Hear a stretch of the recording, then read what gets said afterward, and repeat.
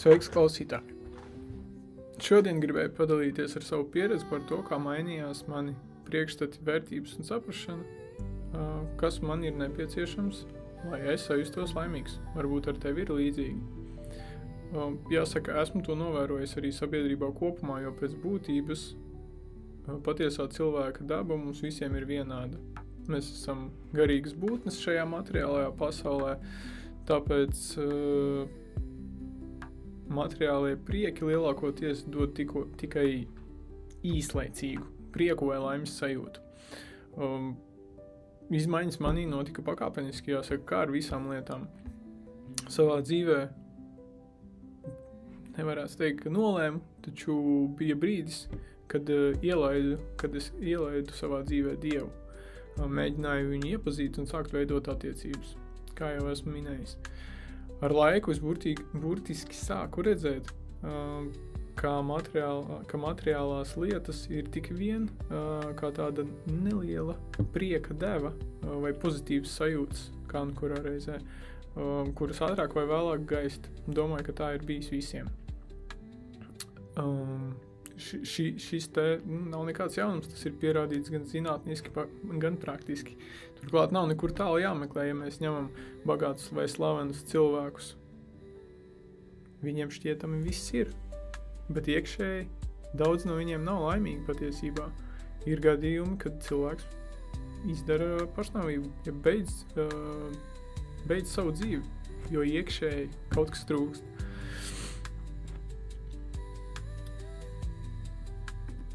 Jā, jāatzīst, ka materiālās lietas paver iespējas šajā pasaulē, tas tiesa, bet tās nesniedz laimi, jeb sajūtas, ko mēs alkstam.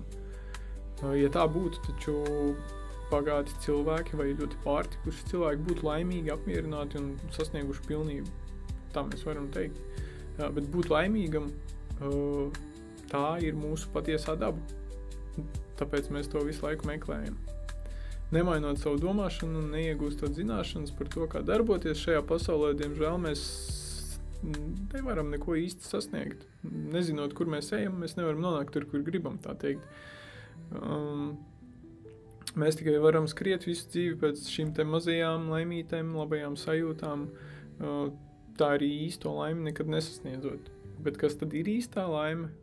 Varētu teikt, ka tā ir kāda augstāka garša, kaut kas nenāk no šīs materiālās pasaules, jo šeit viss ir laicīgs un gaistošs. Pirmo reizi es šādu sajūtu izjūtu baznīcā, un kopš tā laika palēnām esmu devies tai pa pēdām, ja tā varētu teikt.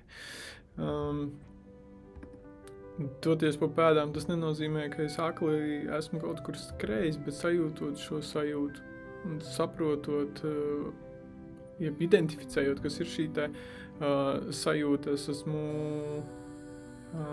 mēģinājis to rast atkal un esmu sapratis, kur to var iegūt.